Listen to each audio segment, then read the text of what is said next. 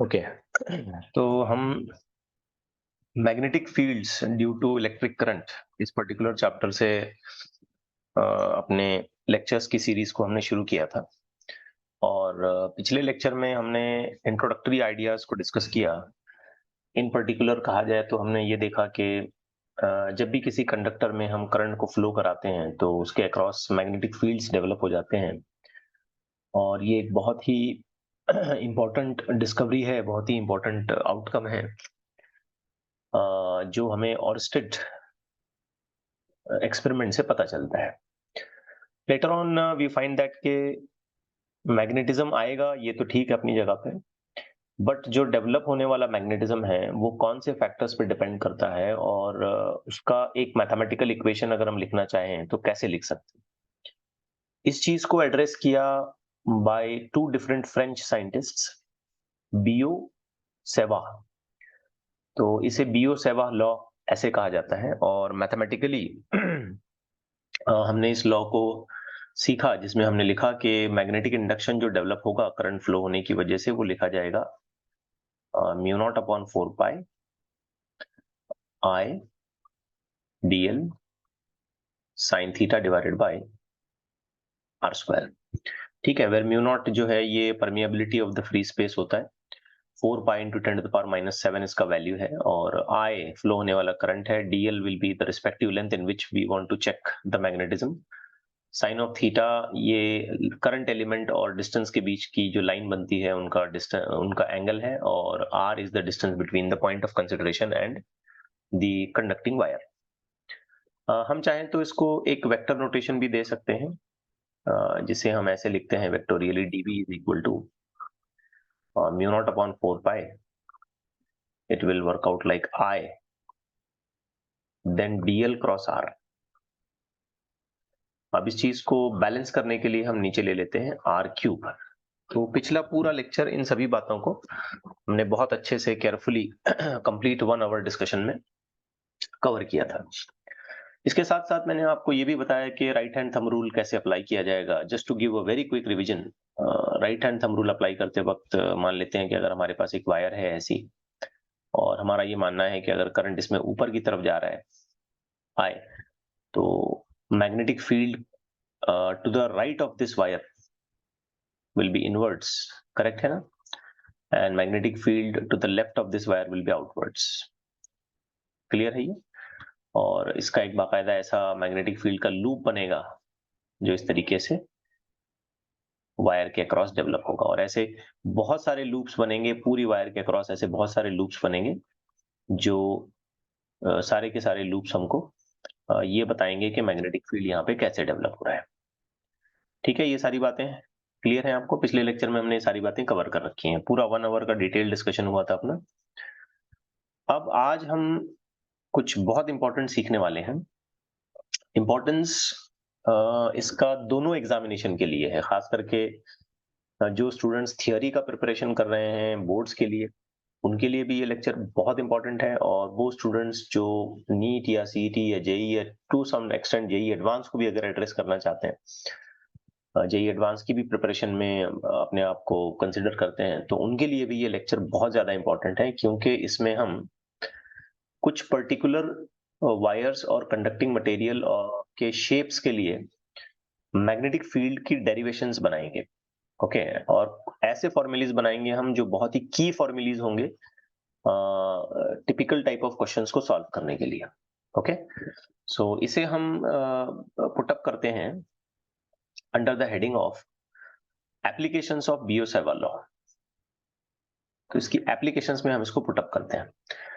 जहां तक theory examination का सवाल है तो लॉन्ग क्वेश्चंस इसके बनते हैं, तो डेरिवेशंस को बहुत अच्छे से समझें कैसे बताया गया है। I will be deriving these final concluding formulas as per the text book, जैसा टेक्स्ट बुक में दिया है वैसा ऑर्डर में फॉलो करूंगा, इसलिए क्योंकि फाइनली आपको बोर्ड्स के एग्जामिनेशंस में भी इन चीजों को लिखना है। सो लेट्स स्टार्ट विथ, ठीक है, शुरू करें हम लोग। Yes sir. अब सबसे पहले हम एक इनफाइनाइटली लॉन्ग वायर ले लेते हैं, एक infinitely long wire which carries a current और हमें इसके अक्रॉस, इस वायर के अक्रॉस मैग्नेटिक फील्ड पता करना है। अब यहाँ मैं इस बात को बहुत अच्छे से क्लियर कर दूं कि इनफाइनाइटली लॉन्ग वायर का क्या मतलब है। हालांकि मैंने आपको ये बात कई बार बताई है, लेकिन फिर एक बार, जब हम किसी भी चीज के साइज को या उसके डायमेंशन को हम इनफाइनाइट कहते हैं, तो ये इस सेंस में कहते हैं कि उसके एंड्स कहाँ है हमें पता नहीं है। ठीक है, एंड्स कंप्लीटली अननोन है। क्योंकि हमें एंड्स की लोकेशन ही नहीं पता है कि वो कहाँ जाकर के एंड हो रही हैं, ठीक है, तो हम उसे उसके डायमेंशनल एस्पेक्ट में कहते हैं कि ये इनफाइनाइटली लॉन्ग है। अब ऐसा तो नहीं होगा ना कि इनफाइनाइटली लॉन्ग वायर मतलब क्या वायर वाकई इनफाइनाइट आसमानों में जा रही है, ऐसा तो नहीं होगा ना। ठीक है, तो वायर्स इतनी लंबी है कि जिस जगह पे खड़े होकर हम उसे ऑब्जर्व कर रहे हैं और उसके अंदर डेवलप होने वाले मैग्नेटिक फील्ड को चेक कर रहे हैं, वहां से हमें ये नहीं पता पड़ रहा है कि उसके दोनों एंड्स कहां पर है। तो बस हम वायर को क्या कॉल करेंगे, इनफाइनाइटली लॉन्ग वायर कॉल करेंगे। तो लेट्स से कि हमारे पास इस तरीके की एक इनफाइनाइटली लॉन्ग वायर है, लाइक दिस। ये माइनस इन्फिनिटी नीचे से लेकर के ऊपर तक प्लस इन्फिनिटी तक जा रही है। चलिए अब ये मानते हैं कि इस वायर में हमने कुछ करंट फ्लो कराया I, और किसी पॉइंट P पर हमें इसका मैग्नेटिक फील्ड निकालना है। क्योंकि जैसे ही इस वायर में हम करंट फ्लो कराएंगे तो ऑब्वियस बात है कि इस वायर में कुछ मैग्नेटिक फील्ड डेवलप हो जाएगा, और वो मैग्नेटिक फील्ड हमें पता करना है। अब पॉइंट P मैंने रैंडमली कहीं भी चॉइस किया है near the point, near within the region of magnetic field of this wire. अब सबसे पहले एक काम करेंगे कि जहां भी हमने पॉइंट P को चॉइस किया है वहां से वायर की लेंथ पर एक परपेंडिकुलर डिस्टेंस फाइंड आउट करेंगे। दिस इज अ वेरी की पॉइंट, याद रखना, हमेशा हम सीधा परपेंडिकुलर डिस्टेंस फाइंड आउट करेंगे। तो हमारे लिए रेफरेंस डिस्टेंस इस पॉइंट P का ये R होगा, जो कि वायर की लेंथ से स्ट्रेट परपेंडिकुलर गिना गया है। दूसरी स्टेप में हम क्या करेंगे, वायर पर रैंडमली अपनी मर्जी से कहीं भी एक छोटा सा लेंथ एलिमेंट चॉइस करेंगे, जो ये ग्रीन कलर से मैं दिखा रहा हूं। तो एक छोटा सा लेंथ एलिमेंट यहां पे मैंने चॉइस किया DL। अब मेरा मानना यह होगा कि इस DL लेंथ एलिमेंट से इस पॉइंट P का जो डिस्टेंस है वो स्मॉल r है, सच दैट के DL लेंथ एलिमेंट से इसका एक एंगल भी बनता है थीटा, और DL लेंथ एलिमेंट हमारे चॉइस किए गए परपेंडिकुलर डिस्टेंस से L इतना डिस्टेंस ऊपर है। ठीक है, हमने इंटेंशनली ये लेंथ एलिमेंट यहाँ पे चॉइस किया। हम चाहें तो यहाँ सामने भी चॉइस कर सकते थे, लेकिन हमने इंटेंशनली ऐसा किया कि हमने इसको थोड़ा सा दूर लिया। Are things clear? Yes. Okay, अब हम पूरी वायर का मैग्नेटिक फील्ड नहीं लिखेंगे, हम सिर्फ इस छोटे से लेंथ एलिमेंट की वजह से जो मैग्नेटिक फील्ड डेवलप होगा पॉइंट P पर, उसके बारे में अपना ओपिनियन बनाएंगे। ठीक है, तो लेट्स से कि dB is magnetic induction due to current element, ऐसे लिखता हूं मैं, लेंथ एलिमेंट से ज्यादा परफेक्ट वर्ड यहां पे यूज करेंगे हम, करंट एलिमेंट DL। ठीक है, बेसिकली आइडियल होना चाहिए। अच्छा, इसमें करंट भी तो आ ही जाएगा, बिकॉज यही करंट आगे कैरी करता करता करता करता इस DL एलिमेंट से जाएगा। अब यस। इसको लिखने के लिए हम क्या करेंगे, सिंपल है, बायो-सावर्ट लॉ यूज करेंगे, using Biot-Savart law. Now as per this law हम लिखेंगे dB is equal to mu naught upon 4 pi I DL, जो भी रिस्पेक्टिव साइन थीटा बनता होगा वो, डिवाइडेड बाय, यहाँ पे डिस्टेंस भी हमने r का स्क्वायर लिया। Getting it right? यस। हाँ, आप सोचो बच्चों, अगर हम ऐसी पूरी वायर पर ऐसे बहुत सारे DL DL DL DL DL DL DL DL DL DL DL DL elements को चॉइस करते गए और हर एक के लिए अगर ऐसा छोटा छोटा मैग्नेटिक इंडक्शन लिखते गए, तो टोटल मैग्नेटिक इंडक्शन कैसे निकाला जा सकता है? सोचिए जरा। इंटीग्रेटिंग। हाँ, वेरी गुड, वेरी गुड। तो हम टोटल मैग्नेटिक इंडक्शन निकालने के लिए क्या करेंगे, इस तरीके के छोटे जो मैग्नेटिक इंडक्शंस आ चुके हैं due to small length elements, उसको हम इंटीग्रेट करेंगे। तो हम क्या करेंगे, टू फाइंड बी यानी कि total magnetic induction V integrate dB। अच्छा, यहाँ पे मैं एक और बात कंफर्म करना चाहता हूं कि ये जो मैग्नेटिक इंडक्शन आएगा इसका डायरेक्शन क्या होगा, आप बोल सकते हैं? तो करंट तो ऐसे जा रहा है, राइट हैंड थंब रूल के हिसाब से पॉइंट पी पर मैग्नेटिक इंडक्शन अंदर है, बाहर है, राइट है, लेफ्ट है, ऊपर है, नीचे है, क्या है, बता सकते हैं? अंदर। वेरी गुड बेटा।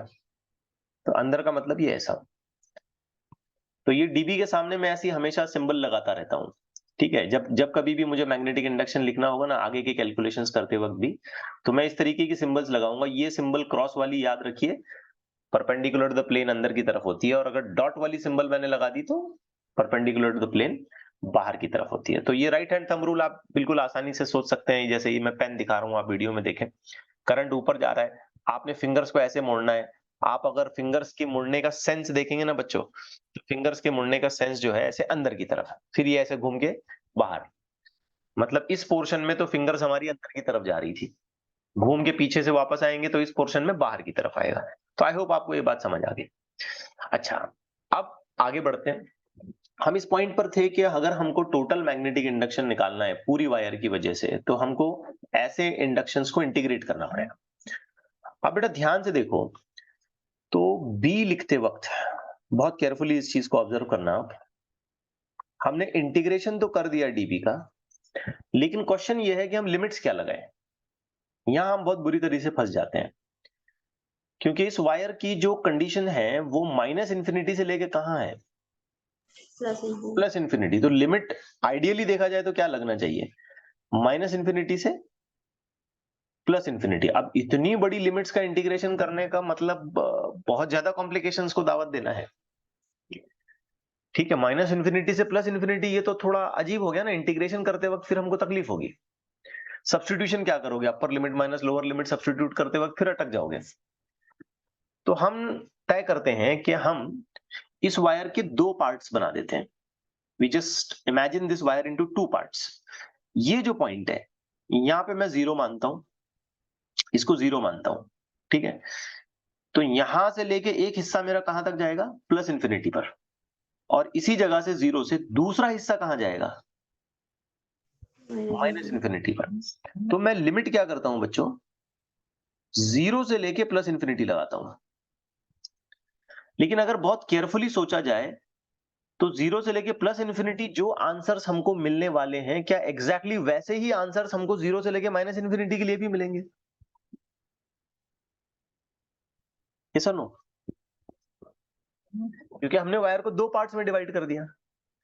ऊपर का प्लस इंफिनिटी वाला हिस्सा जीरो से लेके प्लस इंफिनिटी, अब प्लस और माइनस ये सिर्फ सिंबॉलिक हैं, सिर्फ समझने के लिए है कि आप एक तरफ से लेके दूसरी तरफ तक जा रहे हो।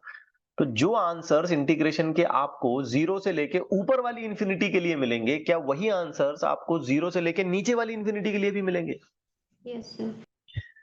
तो हम टोटल आंसर निकालने के लिए क्या करेंगे, इसको 2 से मल्टीप्लाई करेंगे। समझ आई बात? तो लिमिट को प्लस इंफिनिटी से लेके माइनस इंफिनिटी या माइनस इंफिनिटी से लेके प्लस इंफिनिटी के कॉम्प्लिकेशन से बचाने के लिए हमने इस पूरी वायर को दो पार्ट्स में डिवाइड कर दिए, जीरो से लेके अपर इंफिनिटी लिमिट एंड जीरो से लेके लोअर इंफिनिटी का लिमिट। कैलकुलेशन आधी वायर के लिए करेंगे और फिर उसको 2 से मल्टीप्लाई कर देंगे, ताकि हमको टोटल आंसर पूरी वायर का मिल जाए।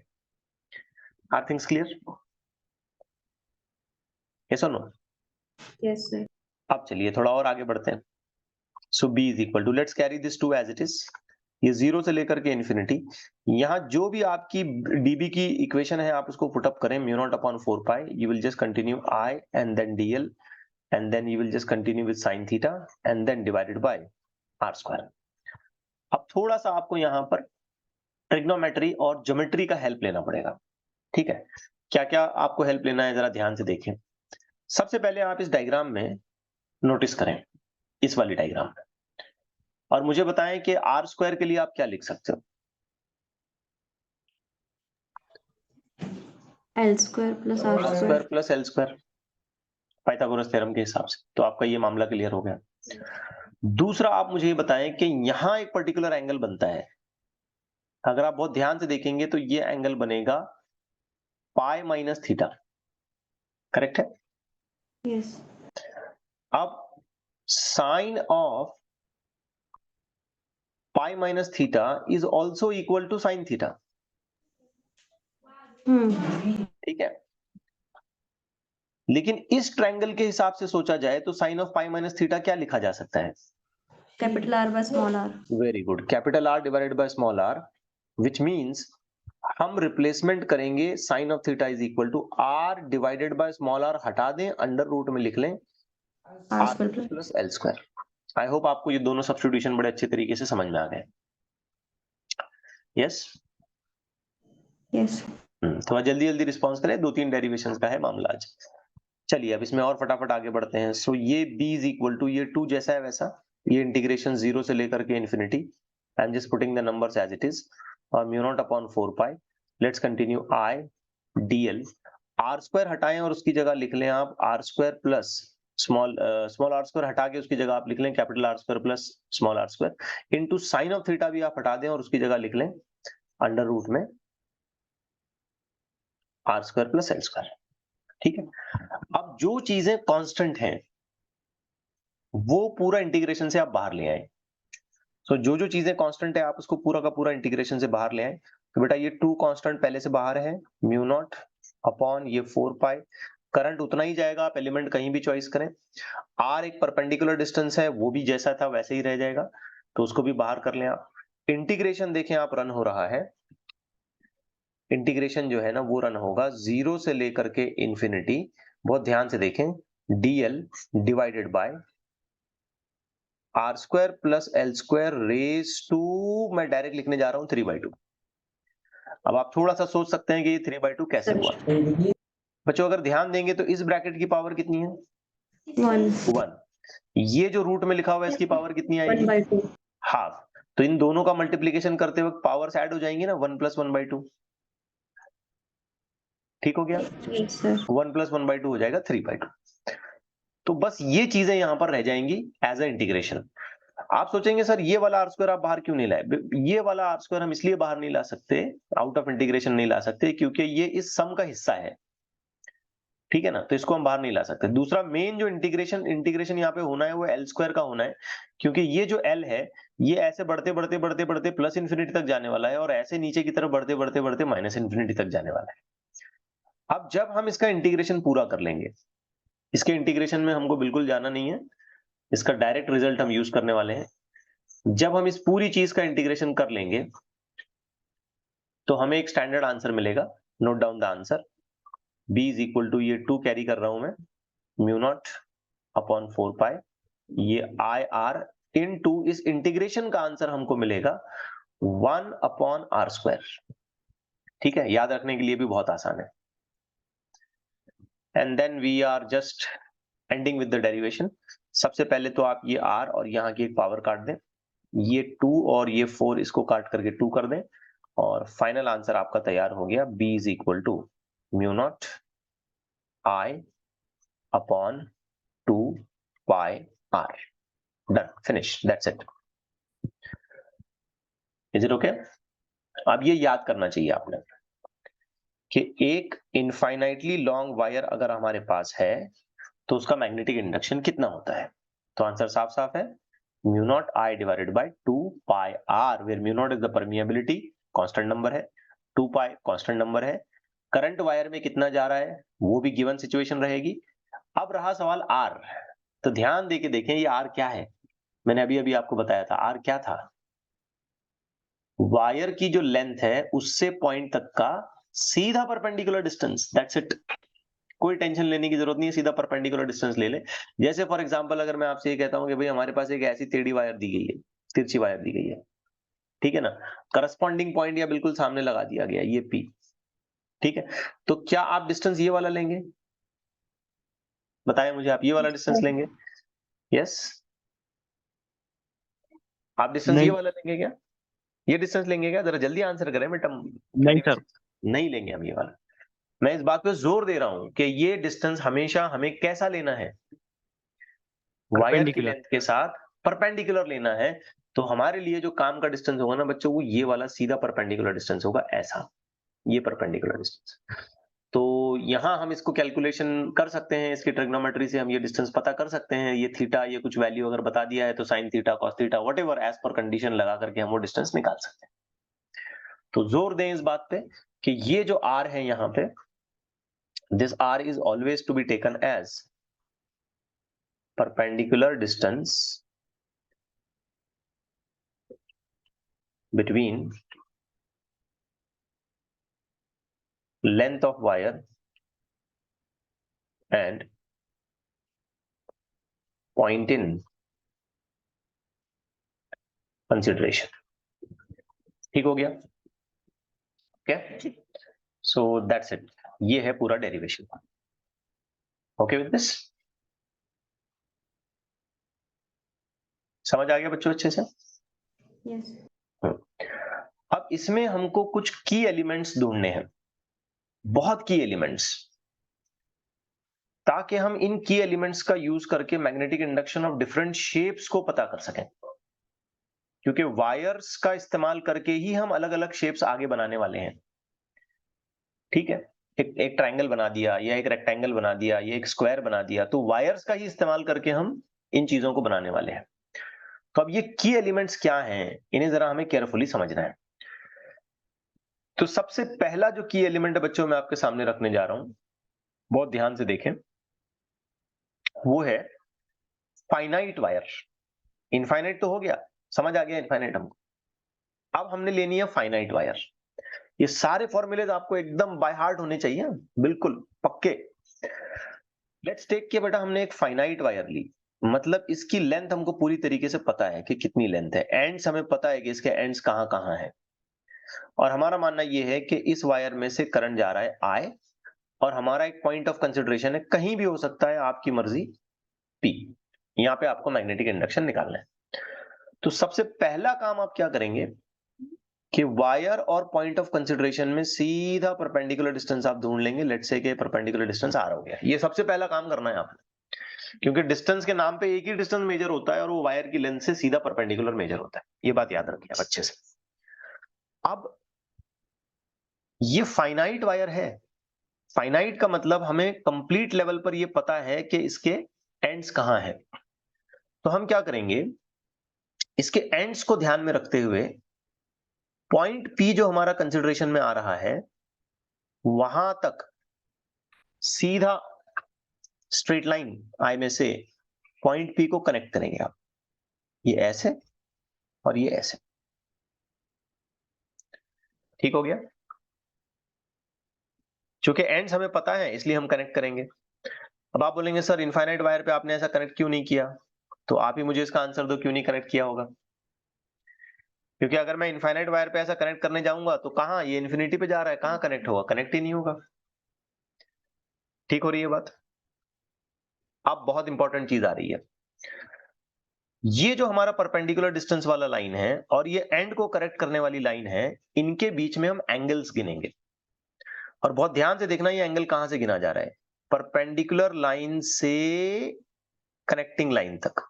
ये मैं खास एरो निकाल रहा हूं ताकि हमें याद रहे कि हमने ऐसे गिना था, ये θ1 और परपेंडिकुलर वाली लाइन से कनेक्टिंग लाइन तक, और इसको हमने नाम दे दिया θ2।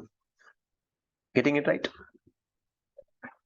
अब इसके मैग्नेटिक इंडक्शन का फॉर्मूला बहुत ध्यान से देखो बेटा कैसा है, म्यू नॉट नहीं बदलेगा, आई नहीं बदलेगा, कुछ नहीं होगा, 2 पाई की बजाय आ जाएगा 4 पाई आर। इनफाइनाइट वायर में 2 पाई आर था ना, तो यहां क्या आ गया, 4 पाई आर। अब इसके साथ एक एडिशनल ब्रैकेट जुड़ेगा और ब्रैकेट में आएगा sine of θ1 plus sine of θ2। याद रख पाएंगे इसको? जरा रिपीट करें, क्या है ये, mu naught I upon 4 pi R, 2 pi R की बजाय आ गया 4 पाई आर, एक ब्रैकेट यहां पे जुड़ गया जिसमें आ गया sine of θ1 plus sine of θ2। Getting it right? Yes. Yes, जरा Yes, जल्दी sir. जल्दी रिस्पॉन्स करें बच्चों। Yes, sir. अब बेटा इसमें स्पेशल केसेस हमें कुछ कंसिडर करने हैं। ये सारे फॉर्मूले एकदम बाय हार्ट होने चाहिए, अपने मुंह जुबानी याद हो जानी चाहिए, फॉर्मूले याद रखना ये, ठीक है? क्योंकि इससे रिलेटेड जब मैं न्यूमेरिकल्स लूंगा आपको, तो आपको खटाखट फॉर्मूले रिप्रोड्यूस करने होंगे। अब स्पेशल केसेस कैसे? इसी फॉर्मूले को बच्चों अगर मैंने फाइनाइट की बजाय इनफाइनाइट वायर कर दिया, बड़े ध्यान से सुनना, इनफाइनाइट वायर पहला स्पेशल केस आ रहा है। तो मैं चाह रहा हूं कि आप जरा इमेजिन करिए कि ये वाला एंड कहां जाने वाला है, कहां जाएगा ऊपर? ये प्लस इन्फिनिटी। तो उस वक्त ये जो लाइन मैं ज्वाइन करने वाला हूं, जस्ट इमेजिन करो, ये वीडियो में देखो, ये जो लाइन मैं ज्वाइन करने वाला हूं, ये इन्फिनिटी पे जाने की वजह से सीधी सीधी सीधी सीधी सीधी सीधी सीधी सीधी पूरी सीधी हो जाएगी। तो θ1 कितना होगा? 0 90। 90। शाबाश, वेरी गुड। इसे फील करिए, समझिए कि θ1 90 क्यों हुआ, π/2। क्योंकि अगर ये एंड ऊपर खिसकता गया तो ये लाइन ऐसे ऊपर और ऊपर और ऊपर और ऊपर और ऊपर और ऊपर और ऊपर और ऊपर, टिपिकली ये लाइन सीधी बनानी पड़ेगी, क्योंकि इन्फिनिटी पे जाना है तो पता ही नहीं है ना कहां है। समझे बच्चों बात को? तो अगर ये वाली लाइन जो ब्लैक लाइन है, जो एंड को और पॉइंट को कनेक्ट करती है, ये और ज्यादा वर्टिकल वर्टिकल वर्टिकल वर्टिकल होती गई, तो ये थीटा कितना में कन्वर्ट हो जाएगा? कितनी वैल्यू में कन्वर्ट हो जाएगा थीटा? ये 90। 90 डिग्री में। तो ये θ1 तो π/2 हो गया, 90 डिग्री हो गया। अच्छा, क्या ये वाला एंड हमको पता है? नहीं पता, क्योंकि हमको तो इनफाइनाइट लेना है वायर। इनफाइनाइट वायर का ये वाला एंड भी कहां जाएगा? नेगेटिव इन्फिनिटी पे। तो ये जो ब्लैक लाइन है जो इस एंड को टच कर रही है, ये एंड अगर मैं नीचे खिसकाता हूं तो ये और सीधा और सीधा और सीधा और सीधा और सीधा और सीधा और सीधा और सीधा करते करते ये भी ऑलमोस्ट वर्टिकल हो जाएगी, क्योंकि ये तो इन्फिनिटी पे जाना है। तो इसका मतलब ये θ2 जो हम लोग मेजर कर रहे हैं, ये कितना हो जाएगा? 90। ये भी 90 हो जाएगा। शाबाश। ये सबको समझ में आ रहा है ना कि ये 90 कैसे होगा? करेक्ट हो रही है बात बेटा? Yes sir. Yes, okay. अब ये जो अपना ऊपर वाला फॉर्मूला है, इस फॉर्मूले में θ1 की जगह 90 और θ2 की जगह 90 रख के देखें, तो ये sin 90, what is the value of sin 90? 1। 1। This is also sin 90, that will also become 1. 1 plus 1 2 2 क्या इस 4 को कैंसिल करेगा? यस। बचेगा क्या? क्या बचा? तो आंसर बेटा ये बच गया, mu not I upon 2πr, जो हमने अभी अभी थोड़ी देर पहले डेरिवेशन में निकाला था। ये देखो, यहाँ ऊपर निकाला था इसको। तो हमारा जो मेन फॉर्मूला है ना, वो ये है। इसी फॉर्मूले से हम बाकी के सारे स्पेशल केसेस बनाएंगे। एक्चुअली ये एक स्पेशल कंडीशन है देखा जाए तो, ठीक है ना? अच्छा, मैं इसमें और थोड़ा सा आगे बढ़ता हूं। अगर हमने सेमी इनफाइनाइट वायर ली, अब आप बोलेंगे सर ये सेमी इनफाइनाइट क्या चीज होती है? तो बेटा सेमी इनफाइनाइट मतलब एक ऐसी वायर जिसका वन एंड हमें पता है, लेकिन दूसरा वाला एंड नहीं पता हमको। दूसरा वाला एंड इन्फिनिटी पे चला गया है। जैसे कि इमेजिन करें कि ऐसी वायर है, अब ये कहां जा रहा है हमको नहीं पता, हमने बस बोल देना है कि माइनस इन्फिनिटी पे जा रहा है, और इसमें भी हम करंट चला रहे हैं I। तो ये कैसी वायर कहलाएगी? Semi infinite. अब हमारा जो पॉइंट ऑफ कंसिडरेशन है वो सेमी इनफाइनाइट वायर के बिल्कुल एंड पर है, यहां पॉइंट भी, at a point exactly in front of semi infinite wire, exactly in front of semi infinite wires and. Actually आगे एक वर्ड भी आना चाहिए था यहाँ पे, एंड पे उसके। तो बिल्कुल उसके एंड पे ये ऐसे। अब बच्चों ध्यान दो, जो हमारा मेजरेबल डिस्टेंस है वो तो ऐसे सीधा लेना है ना हमको, इसमें कोई सेकंड ओपिनियन नहीं है, तो R हो गया। अगर सोचा जाए तो ये जो एंगल हम मेजर कर रहे थे θ1, जस्ट इमेजिन करो ये पॉइंट अगर मैं एंड पे ही शिफ्ट कर दूं तो क्या θ1 जैसी कोई चीज बनेगी क्या? नहीं बनेगी। इनफैक्ट ये ब्लैक लाइन इस नीली लाइन के साथ ही मैच कर जाएगी यहाँ पे लेने पर। तो θ1 कितना हो जाएगा इस सिचुएशन में? θ1 कितना होगा? 0। Very good. लेकिन व्हाट अबाउट θ2? θ2 तो यहां ज्वाइन करने वाली लाइन के बीच में था, यहाँ जो एक लाइन आ रही थी एंड अगर पकड़ते हैं हम तो यहाँ लाइन आ रही थी ना, ये θ2 था ना। लेकिन अब ये जो ब्लैक लाइन में बना रहा हूं इसे कहाँ पहुंचना है? इंफिनिटी। इन्फिनिटी पे। तो क्या ये लाइन मुझे और सीधी और सीधी और सीधी और सीधी और सीधी करते करते इन्फिनिटी पे जाने के चक्कर में क्या θ2 पूरा 90 डिग्री हो जाएगा? यस। सो θ2 हो जाएगा 90 डिग्री, 90 कह लो या π/2 कह लो, व्हाटएवर यू वांट टू से। अब हमारा जो स्टैंडर्ड फॉर्मूला है उसे भूलना नहीं है आपने। स्टैंडर्ड फॉर्मूला क्या है अपना? Mu naught I upon basically तो है 4πr, आगे ब्रैकेट में चलेगा sine of θ1 plus sine of θ2। Sine θ2। अब यहाँ पे आप क्या करेंगे, θ1 की जगह तो आप 0 पुटअप कर देंगे। तो जब आप θ1 की जगह 0 पुटअप करेंगे तो साइन 0 विल बिकम 0, ये निपट गया। θ2 की जगह आप 90 डिग्री पुटअप करेंगे तो sine 90 will take a value of 1, तो ये ब्रैकेट पूरा कितना हो जाएगा? 1। तो ऐसी सूरत में इस अरेंजमेंट का आंसर क्या होगा? Mu naught I upon 4πr, याद रखें। तो आप कह सकते हो कि इनफाइनाइट वायर का हाफ आंसर है ये, क्योंकि इनफाइनाइट वायर में आया था mu naught I upon 2πr, तो यहाँ पे आ गया 4πr। तो जो आंसर हमें इनफाइनाइट में मिल रहा था उसका हाफ आंसर सेमी इनफाइनाइट में मिला, लेकिन इस शर्त के साथ कि पॉइंट एंड के सामने होना चाहिए।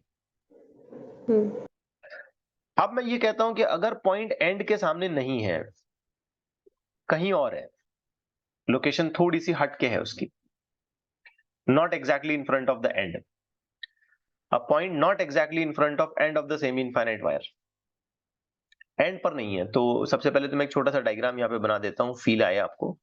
तो ये वायर है जो अल्टीमेटली सेमी इनफाइनाइट यानी कि इंफिनिटी पे टर्न होगी, नेगेटिव या पॉजिटिव, नेगेटिव पॉजिटिव सिर्फ रिप्रेजेंटेशन के तौर पे। अब हमारा जो पॉइंट ऑफ कंसिडरेशन है यहाँ कहीं है, ये पॉइंट पे यहाँ पे आपको निकालना है।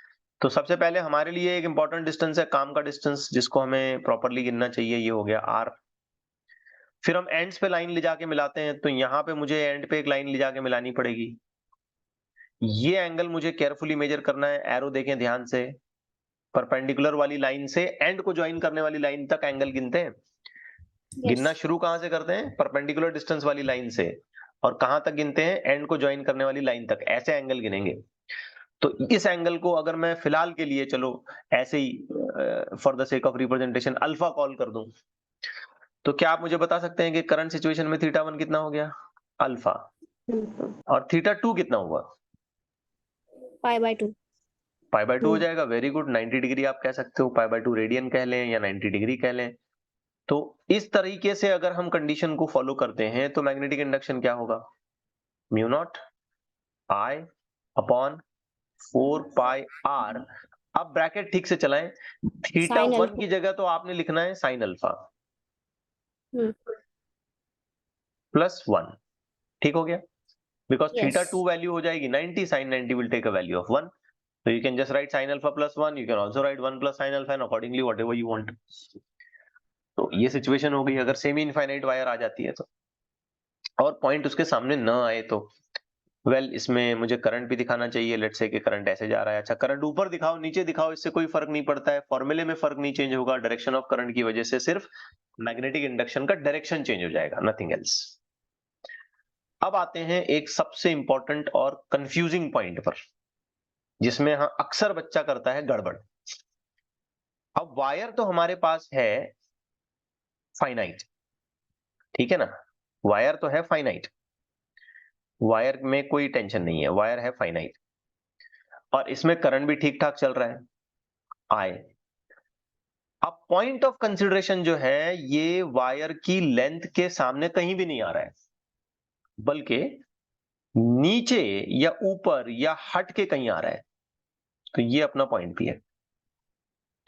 अब क्या करें?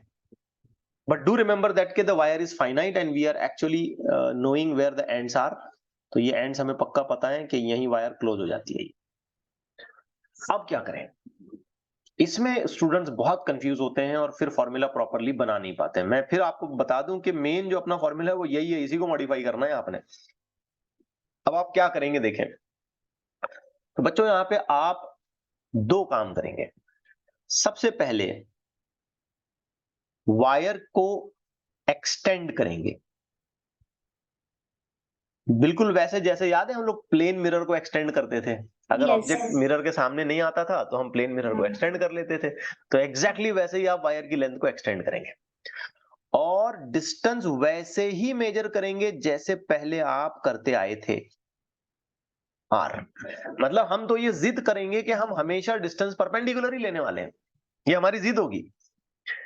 अगर सामने आ गया वायर की लेंथ के पॉइंट तो ठीक है, बहुत अच्छी बात है, नहीं आया तो वायर की लेंथ को एक्सटेंड करके इमेजिन करेंगे और डिस्टेंस सामने से सीधा गिनेंगे। एक चीज हो गई, ठीक है। आइए अब और आगे बढ़ते हैं। अब हमें इस फॉर्मूले को अगर प्रॉपरली अप्लाई करना है तो हमको वो एंड्स को ज्वाइन करने वाले लाइंस भी निकालने पड़ेंगे ना। याद है ये Yes. वाले लाइंस, ये वाले लाइंस जो हम एंड्स को ज्वाइन करते थे, और ये ख्याल करो अच्छे से देखो एंगल कैसे गिनने जा रहे हैं, ऊपर की तरफ और नीचे की तरफ। अच्छे से देखो इस बात को, एंगल की गिनने की शुरुआत होगी परपेंडिकुलर वाली लाइन से, उस लाइन तक जो एंड को जाके टच करती है। परपेंडिकुलर वाली लाइन से एंड को टच करने वाली लाइन, परपेंडिकुलर वाली लाइन से एंड को टच करने वाली लाइन। तो ये अच्छे से दिमाग में बिठाओ, ठीक है। अब हम वही प्रोसीजर यहां पे भी अपनाएंगे। तो ये मैंने एंड को ज्वाइन करा दिया और मैंने ठीक ठाक बोल दिया कि भाई इस सिचुएशन में यहां पे जो एंगल बन रहा है ये ऐसे आया, लेट्स से कि ये एंगल अल्फा है। तो आप सबसे पहले तो कंफर्म कर लें कि θ1 हो गया अल्फा, कोई टेंशन वाली बात नहीं। क्लियर हुई बात? या सुनो, Yes, sir. ऊपर के एंड का कोई टेंशन नहीं आया। अब टेंशन है नीचे के एंड पर, क्योंकि आइडियल सिचुएशन में जो दूसरी लाइन हमारी जाती है वो नीचे की तरफ जाती है। ये देखो नीचे की तरफ जाती है Yes. कि नहीं? अब यहां पर तो ऐसा कुछ नहीं हो रहा है, यहाँ हमारी वायर ही इधर खत्म हो गई। अब इसे नीचे कहां मेजर करें? नीचे तो मेजर कर ही नहीं सकते, समझ रहे बेटा? Yes, sir. नीचे तो कर ही नहीं सकते हम, तो फिर क्या करें? अच्छा, मैंने मॉड्यूल में क्या किया है, इसको बीटा बोला है। आप मॉड्यूल पढ़ेंगे तो फिर आप अननेसेसरीली परेशान हो जाएंगे, तो चलो इसको बीटा बोल देते हैं, जैसा मैंने मॉड्यूल में लिखा है वैसे ये बीटा। हाँ, अब हम इस बात पर थे कि नीचे की तरफ तो कोई लाइन बनती ही नहीं है, तो क्या करें? तो हम पहले तो वो रूल फॉलो करेंगे कि भाई हमको दोनों एंड से पॉइंट पी पर तक की लाइन निकालनी है। तो ये मैंने लाइन ऐसे निकाली, ये मैंने लाइन ऐसे निकाली, ध्यान से देखना। अब बच्चों इसके लिए अगर मैं एंगल क्लेम करूंगा ना, तो ये एंगल मुझे ऐसे मेजर करना पड़ेगा, अल्फा। लेकिन ध्यान देके देखो तो ये एंगल मैंने उल्टा मेजर किया है, रिवर्स। रिवर्स मेजर किया ना मैंने एंगल ये। Yes. आइडियली देखा जाए तो ये एंगल ऐसे नीचे की तरफ मेजर होना चाहिए था, सीधे हाँ. सीधे ऐसा नीचे की तरफ मेजर होना चाहिए था। तो ये एंगल मैंने कहां मेजर किया? Reverse. ऊपर की तरफ, रिवर्स, है कि नहीं? तो सबसे पहले तो मैं यहां पे ये लिख दूंगा कि भाई चलो θ2 इन मैग्नीट्यूड जो है वो अल्फा है, मैं लिख तो दूंगा यहां पे। लेकिन चूंकि मैंने ये एंगल रिवर्स मेजर किया है, इसलिए मैं ऐसे लिखूंगा माइनस अल्फा। मैंने ये एंगल रिवर्स मेजर किया है, इसलिए मैं इसको क्या लिखूंगा? Minus alpha. हाँ, जो एंगल हम रिवर्स मेजर करेंगे हम उसको नेगेटिव लगाएंगे। आप सोचो अगर ये पॉइंट भी नीचे ना होता, ऊपर होता, ठीक है ना, तो नीचे वाला एंगल करेक्ट मेजर हो जाता, लेकिन ऊपर वाला एंगल ऐसा ऊपर मेजर होने की बजाय नीचे मेजर करना पड़ता, तो रिवर्स होता। Minus beta. तो उसको माइनस बीटा करना पड़ता। तो लॉजिकली एक बात दिमाग में बिठाओ कि जो एंगल हमने रिवर्स मेजर किया है उसको हम नेगेटिव करेंगे। अब Yes. हमारे पास इसका एक मैथमेटिकल एक्सप्लेनेशन भी है बच्चों, मैथमेटिकली भी हम इसको एक्सप्लेन कर सकते हैं। लेट मी एक्सप्लेन यू कि ये हमने नेगेटिव क्यों लिया। तो अगर मैं रिवर्स न मेजर करूं बच्चों, रिवर्स न मेजर करूं, तो मुझे ये एंगल नीचे की तरफ मतलब ऐसे ऐसे ऐसे ऐसे ऐसे ऐसे ऐसे ऐसे ऐसे ऐसे ऐसे मेजर करना पड़ेगा। नीचे की तरफ मतलब मैं नीचे करते जाऊंगा करते जाऊंगा करते जाऊंगा करते जाऊंगा करते जाऊंगा, घुमा के इधर जाऊंगा। अच्छा, ये सब मिला के कितना हो गया? 360, क्योंकि सर्कल पूरा हो जाएगा ना। तो ये जो एंगल आया बेसिकली ये कितना आया? 360 माइनस अल्फा। अब सोचो साइन ऑफ 360 माइनस अल्फा क्या होगा? अगर तुम्हारी ट्रिग्नोमेट्री ठीक ठाक है तो माइनस साइन अल्फा हो जाएगा। सही गलत है? Yes, sir. हाँ, तो इतना लंबा चौड़ा याद रखने के लिए मैं आपको रेकमेंड नहीं करूंगा। मैं बस ये बोलूंगा कि हमने जिस एंगल को रिवर्स मेजर किया उस एंगल को आप नेगेटिव ले लें। That's it, that's it. अब हालांकि ये प्रूव भी हो जाता है मैथमेटिकल पॉइंट ऑफ व्यू से देखा जाए तो, ठीक है। नीचे मेजर करने के चक्कर में घूमते जाओ, जब तक लाइन नहीं आती तब तक घूमते जाओ, फिर ऊपर पहुंचे। एंगल ट्रिग्नोमेट्री से समझ में आया 360 minus alpha, sine of 360 minus alpha will take a value of minus sine alpha. अब मुझे आप बताओ कि फाइनल फॉर्मूला क्या बनेगा बी का। तो बच्चों म्यू नॉट जैसे का वैसा, आई जैसे का वैसा, 4 पाई आर, इसका भी कोई टेंशन नहीं है। ये हो जाएगा sine of beta minus sine of alpha. Clear हुई बेटा बात? Yes sir. ओके, तो ये बहुत इंपॉर्टेंट केसेस हैं। ये केसेस हमें बहुत ज्यादा हेल्प करेंगे जब हम कुछ स्पेशल अरेंजमेंट्स देखेंगे वायर्स की, जहां पे हमें टोटल मैग्नेटिक इंडक्शन निकालना है, और उन अरेंजमेंट्स के लिए वायर एक कंपलसरी हिस्सा होगा। बगैर वायर्स के तो हम बनाएंगे नहीं कोई अरेंजमेंट। और मेरा एक ओपिनियन है कि अब तक सभी तरीके की एग्जामिनेशन में कम से कम 15 से 20 बार ऐसे क्वेश्चंस आ चुके हैं। मैं 3 अलग अलग लेक्चर्स लूंगा। We will be discussing about 3 hours, अलग अलग शेप्स के लिए मैग्नेटिक इंडक्शन कैसे निकाला जाए। तो हम उसकी बस शुरुआत कर रहे हैं आज। तो सबसे पहले हमने एक इनफाइनाइट वायर के लिए मैग्नेटिक इंडक्शन फाइंड आउट किया, और फिर उसके हम केसेस ढूंढना चालू कर रहे हैं। अब आखिरी लास्ट पॉइंट, लेट्स से कि हमने एक वायर ली, चाहे फाइनाइट, चाहे सेमी इनफाइनाइट, चाहे इनफाइनाइट, फुल इनफाइनाइट, कैसे भी वायर ले लो आप, कोई टेंशन नहीं। अगर आपने पॉइंट वायर की बॉडी पे चॉइस किया या वायर की लेंथ पर कहीं सामने चॉइस किया, ठीक है, पॉइंट कहां कहां चॉइस किया गया है, either on the body of the wire, on the length of the wire, actually हट के नहीं है डिस्टेंस, और आपने अगर पॉइंट को अलोंग द लेंथ कहीं भी चॉइस किया, आप जैसे इनफाइनाइट वायर की बजाय फाइनाइट वायर है मान लो, तो ये इसका एंड हो गया, अब इसके सामने ही पॉइंट ले लिया तुमने। ऐसे दोनों सूरतों में मैग्नेटिक इंडक्शन का आंसर आता है 0। और सबसे इंटरेस्टिंग यही है ना, क्योंकि ये आसानी से याद रहता है अपने को, 0 नंबर अपने को फटक से याद रहता है, क्या है बोले तो 0 बोल लेगा। लेकिन कब 0 है ये? Only and only if we have a point either on the length of the wire or along the length of the wire. Are things clear? Either on the length of the wire or along the length of the wire. ऐसा हुआ तो 0 होगा, नहीं तो 0 नहीं होगा। Getting it right? Yes. अच्छा चलो, अगर मैं आपसे ये कहता हूं कि मैंने ना एक वायर ऐसी फाइनाइट वाली ऐसी बना दी, अब इसके लिए जो मेरा पॉइंट है वो पॉइंट मैंने यहां ले लिया P। चलो क्या करेंगे बताओ मुझे, सबसे पहली स्टेप क्या करेंगे?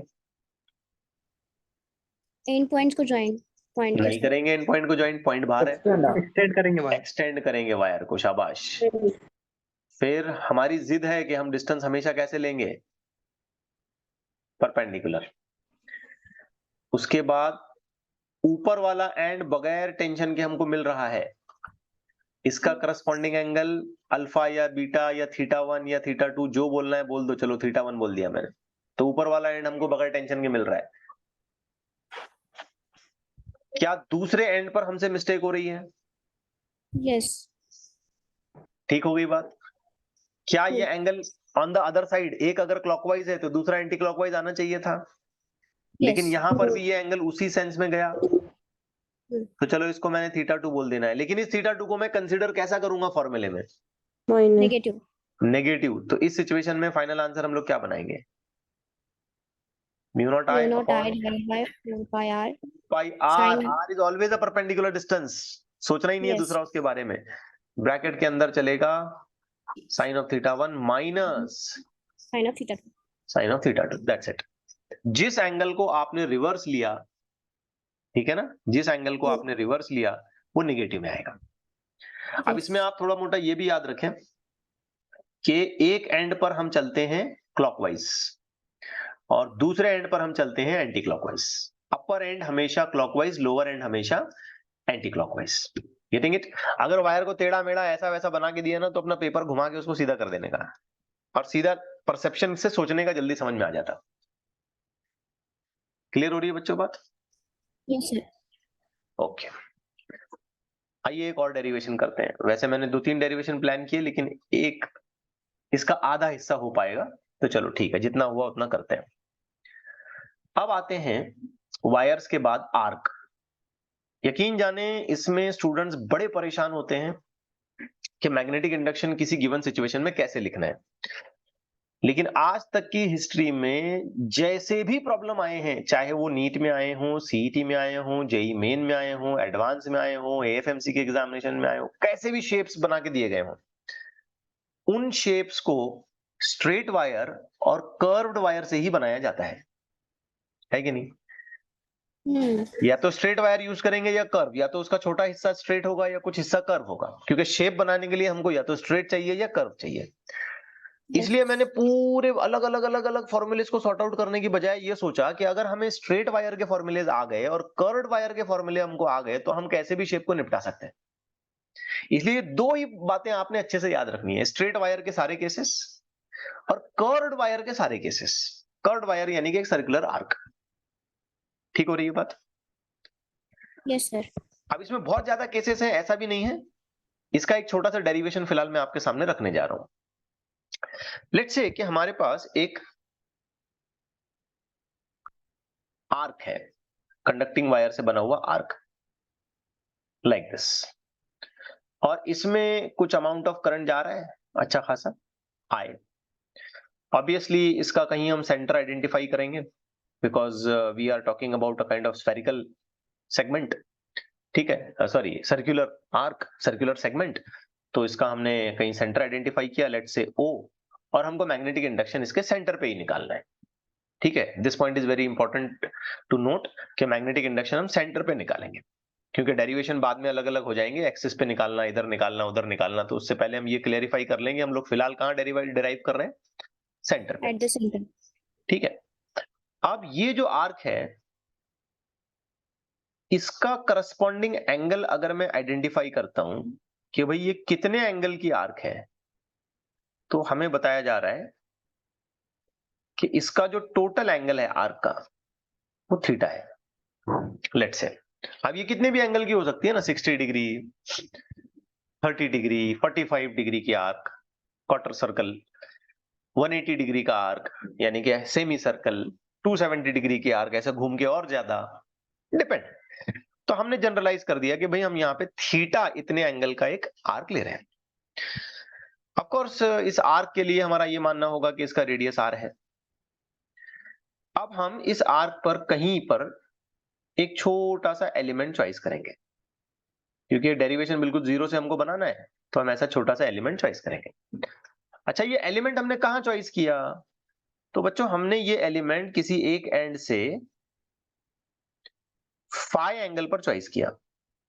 ठीक है, तो लेंथ एलिमेंट का चॉइस हम एंगल पर कर रहे हैं, और अपने आप में ये जो छोटा सा हमने लेंथ एलिमेंट चॉइस किया है, इसका अपना खुद का एंगल कितना है? तो बच्चों इसका अपना छोटा सा एंगल हम लोग बोल देते हैं d5। बात समझ आई? यस और नो? Yes sir. और ऑफ कोर्स ये इसका रेडियस रहेगा।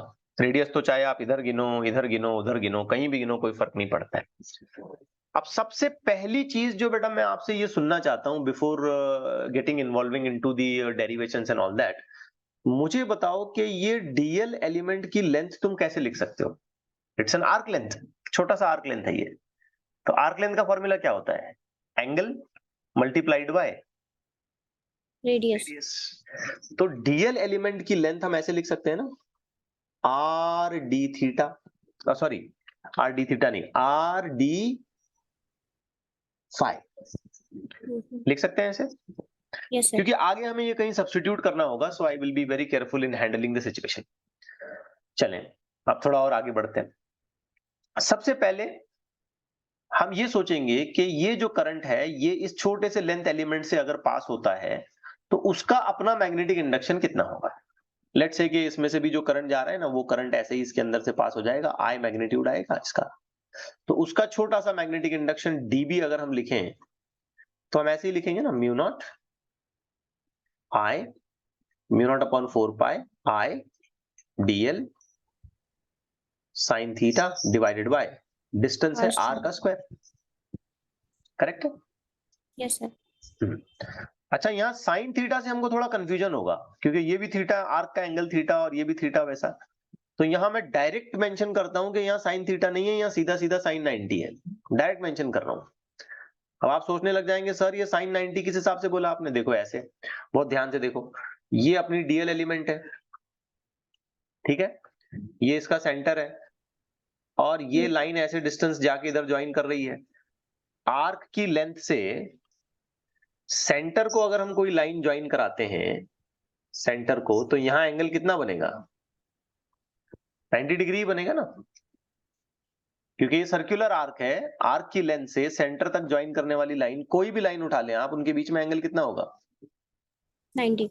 90 होगा। तो ये एंगल तो यही गिना जाता है, हमें पता है, तो हमने इसको साइन 90 कर दिया ताकि हमको कोई कंफ्यूजन ना हो। अच्छा, साइन 90 खत्म कर दो, कितना हो गया साइन 90? 1। 1 हो गया। तो ये मामला निपट गया। म्यू नॉट अपॉन 4 पाई, ये हो गया बेटा आई डीएल अपॉन आर स्क्वायर। अब आप मुझे ये बताएं कि ये डीएल का सब्स्टिट्यूशन क्या कर सकते हैं हम? अभी अभी हमने किया, क्या कर सकते हैं डीएल का सब्स्टिट्यूशन? जल्दी से बोले। R D phi. R D phi. तो क्या इस डीबी को हम अब ऐसे लिखें, mu naught upon 4 pi I DL हटा दें, R D phi divided by R square. एक आर को कैंसिल कर दें आप, पावर एक की काट दें, तो फाइनली आपको जो डीबी की इक्वेशन मिलेगी वो मिलेगी mu naught upon 4 pi I by R square into D phi. Clear हो गया? यस। अब हमें जो निकालना है मैग्नेटिक इंडक्शन, वो टोटल आर्क का निकालना है। हमने तो खाली छोटे से सेगमेंट का निकाला, लेकिन क्या इस आर्क पर ऐसे बहुत सारे छोटे छोटे छोटे छोटे छोटे छोटे छोटे छोटे सेगमेंट्स मिलते मिलते मिलते मिलते ही यहां पर टोटल मैग्नेटिक इंडक्शन डेवलप हुआ होगा? यस और नो? Yes sir. तो बी कैसे ऑब्टेन किया जाएगा, आप ही बता दें जल्दी से। इंटीग्रेशन। वेरी गुड, डीबी का इंटीग्रेशन कर दें आप। जो भी डीबी यहाँ पे बन रहा होगा आप उसका चुपचाप इंटीग्रेशन कर दें। अब जब हम इंटीग्रेशन करने जाएंगे तो हम देखेंगे कि इसमें से सारी की सारी ये चीजें मैक्सिमम कांस्टेंट है except this D phi. Mu naught constant, 4 pi constant, I constant क्योंकि आई करंट पूरे लूप में वही जा रहा है, आर भी कांस्टेंट है क्योंकि चाहे मैं डिस्टेंस इधर गिनूं, बीच में गिनूं, कहीं भी गिनूं, इधर गिनूं, एंड पे गिनूं, ये सर्कुलर आर्क है तो रेडियस तो सेम है। बचा कौन? D phi. तो इंटीग्रेशन करते वक्त सारी चीजें बाहर ले लें आप, आउट ऑफ इंटीग्रेशन कर लें, mu naught upon 4 pi I R square, और इंटीग्रेशन चलेगा सिर्फ डी फाई पे। अब बेटा ऐसे डी फाई नाम के अगर छोटे छोटे छोटे छोटे angles right from one end to the another end जोड़ लिए जाएंगे तो क्या टोटल आर्क का ही एंगल मिल जाएगा हमको? यस। और टोटल आर्क का एंगल कितना है? थीटा। थीटा। तो ये हो गया आपका final answer, mu naught upon 4 pi I divided by R square into theta. अब इसे आपने पक्का याद रखना है। आर स्क्वायर नहीं आता sir? Well sorry sorry sorry for that, मैंने मिस्टेक की यहाँ भी। तो mu naught upon 4 pi I divided by R into theta, आपने इसे एकदम पक्का याद रखना है।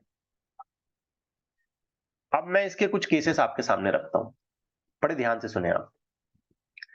सपोज बच्चों अगर हमारे पास फुल सर्कल है और इसमें करंट चल रहा है और इसका रेडियस आर है, अब बताओ इसका मैग्नेटिक इंडक्शन क्या होगा?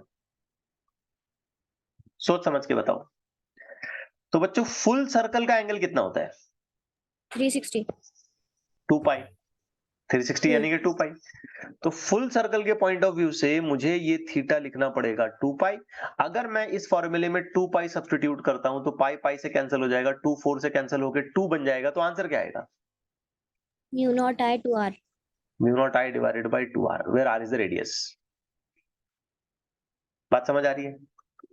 अगर बच्चों मेरे पास हाफ सर्कल है तो थीटा कितना हो गया? पाई। पाई।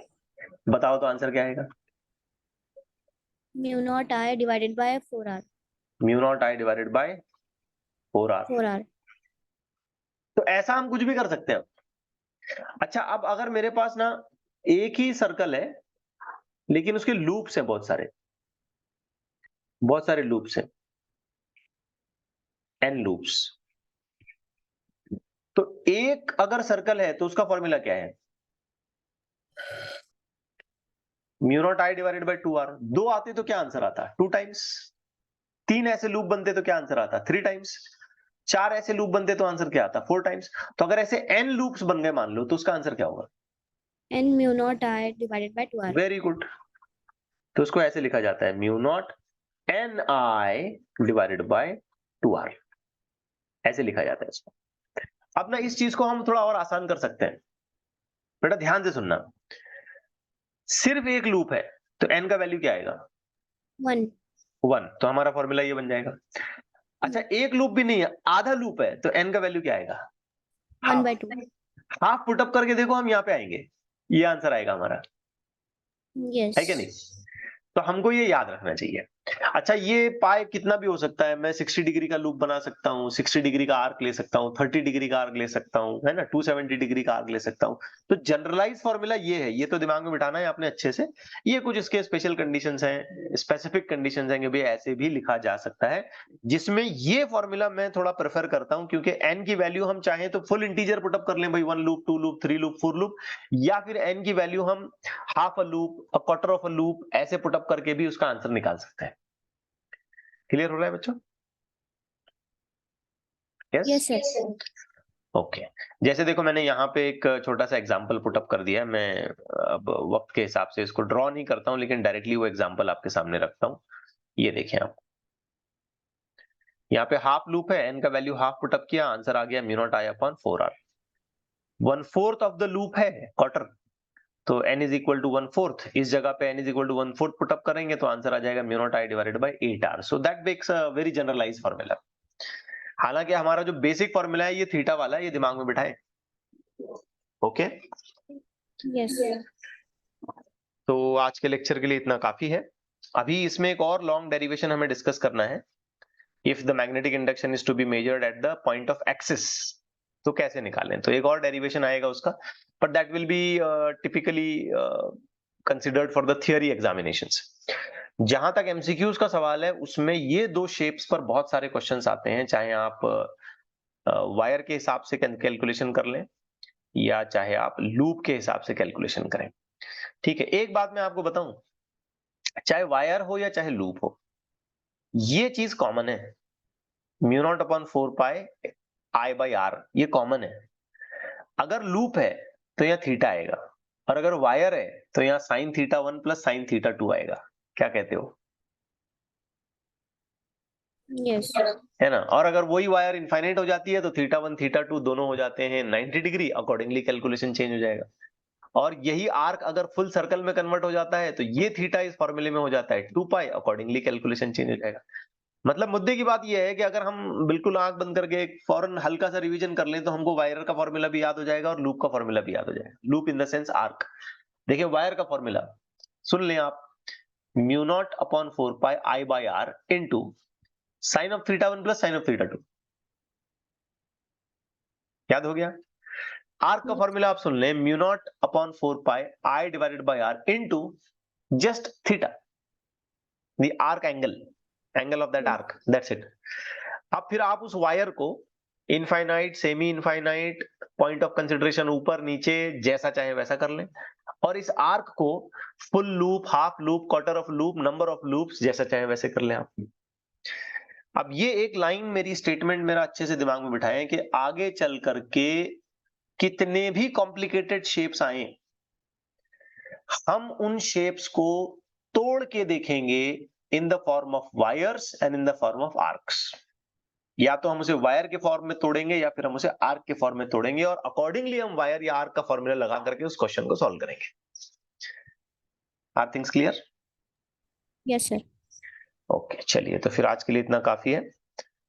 इन माय ओपिनियन ये डेरिवेशंस आप याद करके ही फिर अपनी स्टडी टेबल से उठें, आप इनको खत्म कर लें, उसके बाद ही फिर क्लोज करें। ओके